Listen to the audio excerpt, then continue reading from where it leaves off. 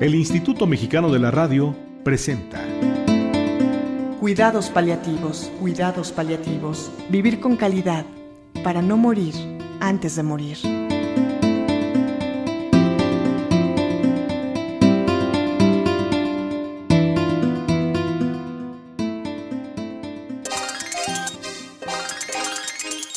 ¿Qué tal?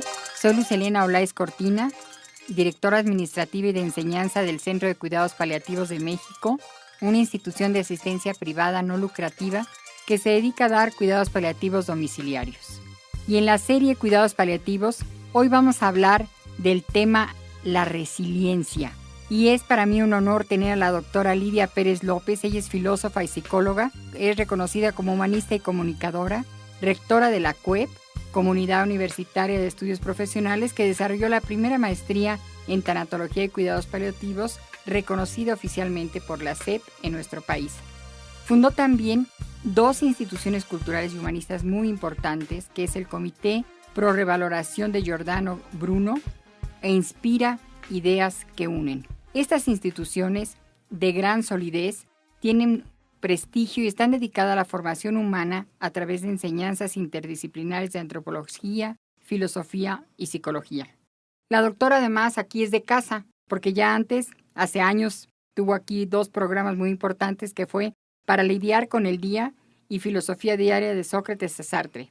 Maestra, me da muchísimo gusto tenerla aquí y es un honor para el Centro de Cuidados Paliativos tenerla. Es también para mí un placer y es un gozo el poder compartir reflexiones sobre este tema que es tan necesario en un mundo en el que estamos, digamos que en general, amenazados por los cambios.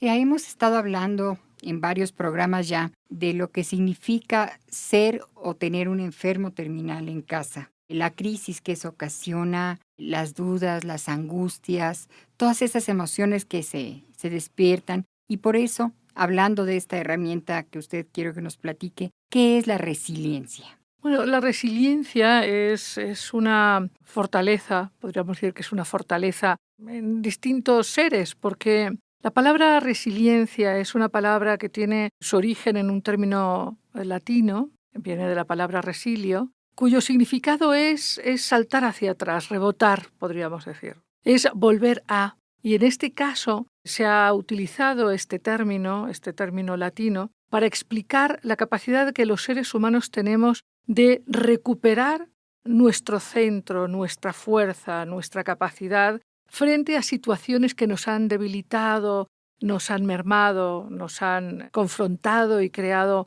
quizás algunas heridas o algunas mermas. Digamos, en palabras coloquiales sería volverte a levantar después de una fuerte caída. Así es. En palabras coloquiales es volver a tomar fuerza y volver a vivir tu vida con seguridad, con firmeza, con ilusión, con esperanza.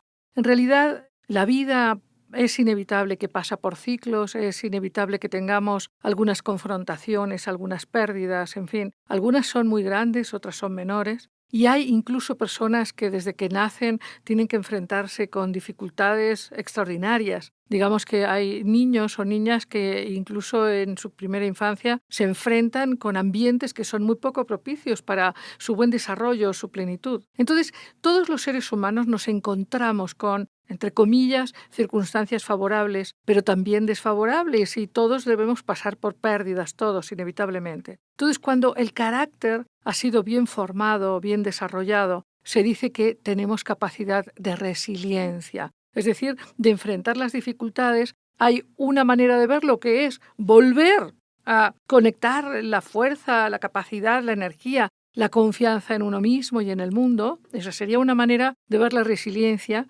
Y hay incluso una que propone que no solamente es que podemos sobrellevar la dificultad, la desgracia, la pérdida, el conflicto, sino que incluso podemos crecer, mejorar, desarrollar habilidades insospechadas, capacidades internas insospechadas. Es decir, que una persona con muy buena resiliencia podría no solamente superar las crisis, sino sacar ventaja de ellas. Es decir, aprender de las penas, de los problemas. Así es. Aprender de la vida, de las circunstancias y de sí misma, puesto que una persona resiliente algo que puede descubrir es talentos y fuerzas que no había descubierto dentro de sí misma. Claro, porque pasa por una experiencia quizá que antes no lo había hecho y ahora ya encontró en sí misma las herramientas necesarias para superarla y pues sale fortalecida. Totalmente. En algunos momentos hemos platicado que eso le sucede al cuidador primario informal muchas veces cuando se enfrenta con el paciente terminal y le toca cuidarlo. Quizá antes no cuidó a nadie. Claro. Ahora, la verdad es que las personas que tienen que cuidar a un paciente terminal pasan por un infierno muy difícil, porque están las, digamos, exigencias cotidianas de estructurar el tiempo de un modo distinto, de crear recursos económicos para la atención del enfermo, pero hay también todo un problema y todo un dilema moral, porque evidentemente cuidar a un enfermo terminal un día, bueno, cualquiera de nosotros quizás puede destinarlo. Cuidar a un paciente terminal una semana es difícil, pero bueno, quizás cualquiera de nosotros podría hacerlo. Pero atender a un paciente terminal que a lo mejor resulta que tienes que acompañarlo 1 año, 2 años o más, genera emociones y conflictos interiores muy fuertes que llevan a las personas a sentir culpa, enojo, miedo, vergüenza, en fin, es un proceso muy difícil en donde establecer los límites de lo bueno, lo malo, lo correcto, lo incorrecto, digamos el respeto por uno a la vez que el respeto por el enfermo, encontrar esta línea de amor que puede incluir a todos los que participan es un tema muy, muy complejo y hace falta mucha resiliencia. Y la resiliencia, entre otras cosas, requiere darse cuenta de que uno necesita apoyo. Es decir, ser resiliente no es cargarlo todo, es enfrentar las circunstancias con la máxima inteligencia, con el máximo discernimiento. O sea, resiliente no significa mártir.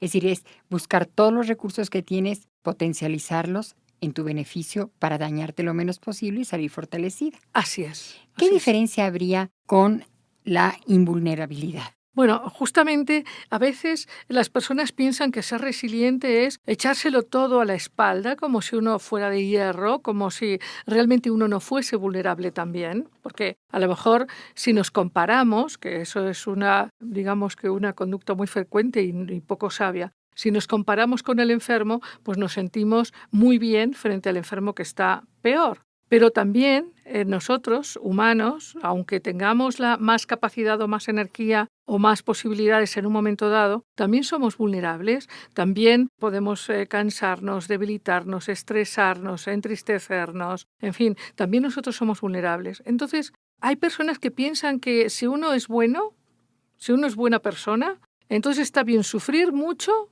dormir poco, comer menos y vivir muy triste. Y entonces uno es buena persona. Es decir, esta programación de que el sacrificio, que yo creo malentendido, esta parte de renuncia a las propias necesidades es como una forma de bondad. Pero eso, en la experiencia, tanto humana como espiritual, resulta no ser verdadero, porque cuando uno no se cuida a sí mismo, acaba perdiendo la capacidad de poder cuidar a nadie.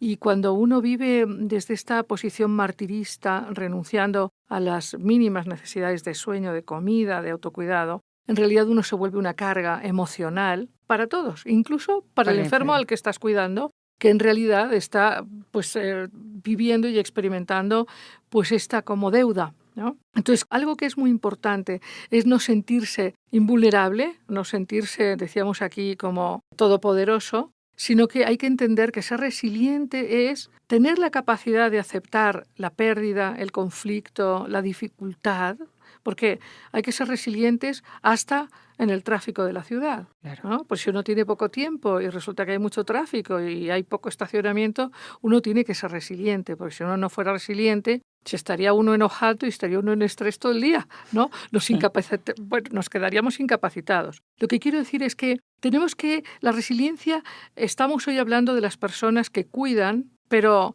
a enfermos terminales o que tienen que enfrentar cosas muy difíciles, pero la resiliencia es una fortaleza que todos tenemos que desarrollar y efectivamente no tiene que ver con ser invulnerable, sino justamente con aceptar el conflicto de entrada, no rechazarlo, encontrar las estrategias para superarlo y efectivamente en lo posible salir fortalecido. Ahora, ¿ya se tiene esa resiliencia por naturaleza o se va a ir adquiriendo? Bueno, este es el viejo tema de las cualidades humanas. Yo creo que sí, en una parte se nace, porque todos tenemos una herencia biológica y una herencia cultural. Hay pueblos más resilientes que otros, ¿no? Pero yo creo que sobre todo se forma, se educa, se educe. Pues vamos a comentar, y esto entonces sí se puede educar una persona a ser resiliente. Completamente. Como maestra. Una es practicando la resiliencia. Una es practicándola. La resiliencia tiene que ver con dosis importantes de aceptación, con dosis importantes de reflexión y con dosis muy importantes de capacidad de relación. Todos esos son elementos que se pueden educar. Vamos a ir a un corte y regresamos con este tema de la resiliencia. Para mayores informes, comunícate al Centro de Cuidados Paliativos de México, IAP. Teléfonos 5235-0507, 5235-0508 y 5579-2827. Correo electrónico info@cuidadospaliativos.org.mx. Página web www.cuidadospaliativos.org.mx.